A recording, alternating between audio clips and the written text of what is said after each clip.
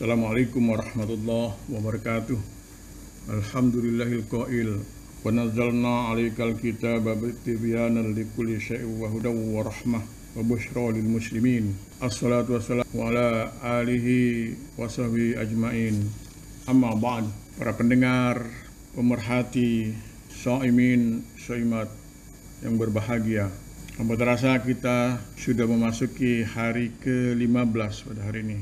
Oleh karena itu, melalui kesempatan ini, saya ingin sedikit menyampaikan atau berbicara tentang nuzulul Quran. Pendengar yang berbahagia, berbicara tentang nuzul Quran atau nuzulul Quran, yang dimasukkan itu adalah sekedar mengetahui peristiwa turunnya Al-Quran. Tetapi lebih dari itu, berupa upaya untuk lebih memperluas wawasan tentang arti pentingnya Al-Quran bagi kehidupan manusia sebagai ciptaan Allah. Apapun yang tercipta di dunia ini tentu ada tata cara pemeliharaan dan ada pula pantangan yang harus dihindarkan agar ciptaan tersebut tetap berada dalam kondisi prima yang dapat memainkan fungsinya sebagaimana mestinya. Ibarat produk sebuah pabrik, tentu apapun mereknya tentu ada buku pedoman perawatan yang berisi tentang perintah dan larangan dalam menggunakan produk tersebut. Bahkan untuk jenis produk yang sama dalam kurun waktu yang berbeda akan memiliki karakteristik yang berbeda, yang pada gilirannya akan berakibat terhadap perbedaan tata cara perawatannya. Ilustrasi di sini dipaparkan sebagai gambaran termudah untuk melihat hikmah dari peristiwa nuzulul Quran yang menjadi topik kita hari ini.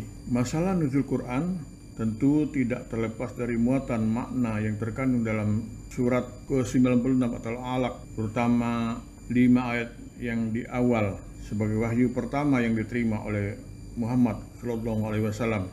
Wahyu Allah sebagai kitab suci memang tidak hanya Al-Quran, tetapi ada kitab-kitab pendahulu yang harus diimani, yaitu kitab Taurat, kitab Zabur, dan kitab Injil. Masih ada dua suhuf al-Barbar, yaitu suhuf Ibrahim dan suhuf Musa alaihissalam. Baru yang terakhir adalah kitab suci Al-Quran yang diturunkan kepada Nabi Muhammad SAW. Kitab-kitab suci yang diturunkan tidak terlepas dari kondisi sosiologis umat pada zamannya.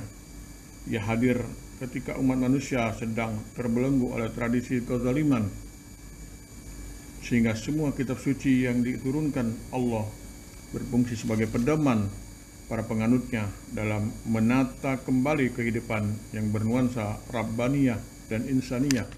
Pemirsa, pendengar yang berbahagia, Al-Quran hadir dengan mengungkap sejarah bangsa yang hidup di sekitar Jazirah Arab tatkala mereka sudah sangat parahnya dalam tradisi keporak-porandaan sosial budaya, sebagaimana dapat diilustrasikan secara representatif pada potret kehidupan bangsa Arab jahiliyah pra kerasulan Muhammad SAW.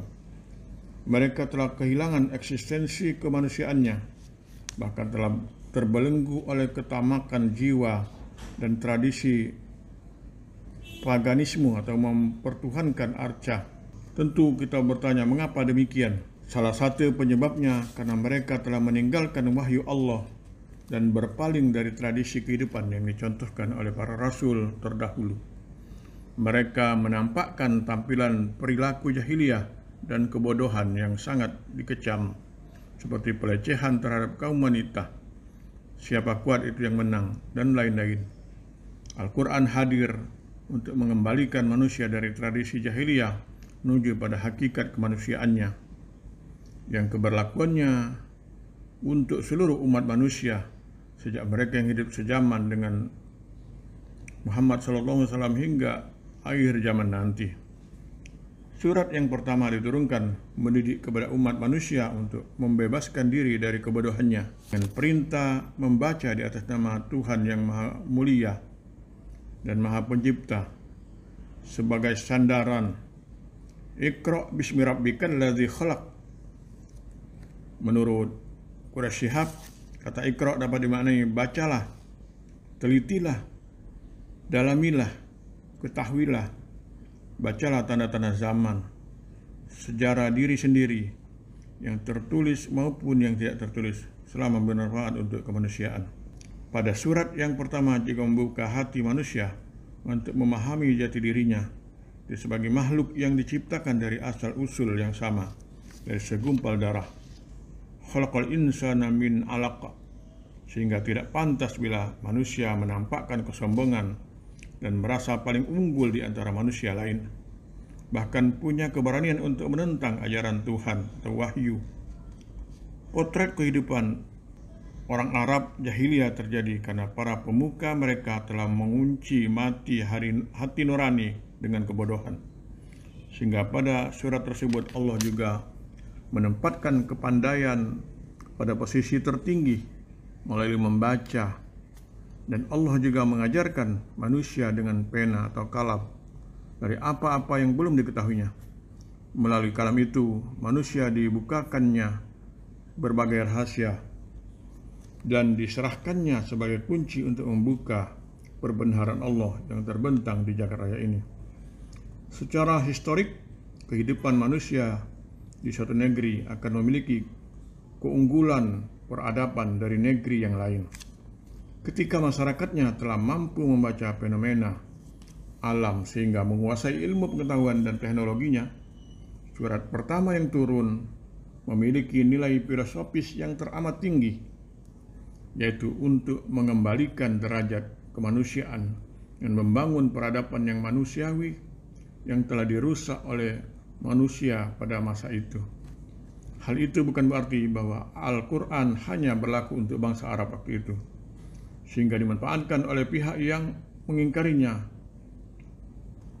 baik itu sebagian atau seluruhnya, bahwa Al-Quran dianggap tidak ada relevansi lagi dengan kehidupan milenium seperti zaman sekarang ini. Apa fungsi Al-Quran bagi manusia? Di antaranya sebagaimana pada surat yang saya bacakan pada awal atau pada mukaddimah tadi. Wa nazzalna 'alaikal kitaba tibyanan likulli syai'in wa hudaw wa rahmah wa busyra lil muslimin. Dan kami turunkan kepadamu Alkitab, Al-Quran, untuk menjelaskan segala sesuatu dan petunjuk serta rahmat dan kabar gembira bagi orang-orang yang berserah diri. Bagaimana kewajiban kita terhadap Al-Quran? Kewajiban kita adalah pertama, mengimaninya sebagai wahyu Allah. Kedua, mempelajarinya sebagaimana surat At-Taubah ayat 122. Bagi mereka yang mempelajari dan mengajarkannya, mereka termasuk orang yang mendapat kebaikan, sebagaimana sabda Rasulullah SAW, "Khairukum man ta'allam man ta'amal Qur'an wa 'allamahu." Sebaik-baik kamu adalah orang yang mempelajari Al-Quran dan yang mengajarkannya. Yang ketiga, membacanya sebanyak dan sebaik mungkin. Dalam surat Al-Muzammil ayat 73 atau surat 73 pada ayat 4 dan 20.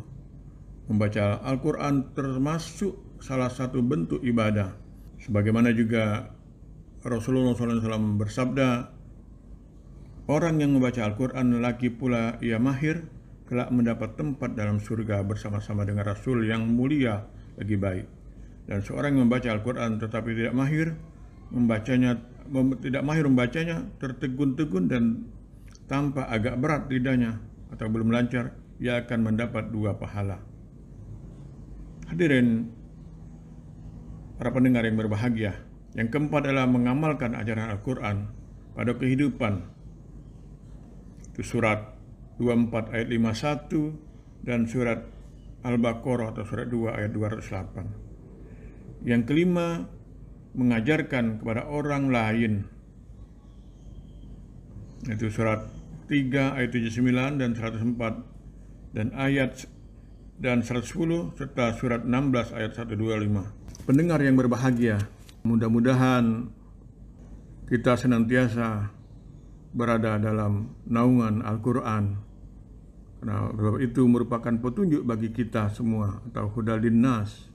Mudah-mudahan kita senantiasa mendapat berkah dari setiap kita membaca Al-Quran, terlebih di bulan suci Ramadan saat ini. Ini saja barangkali yang dapat saya sampaikan pada kesempatan ini.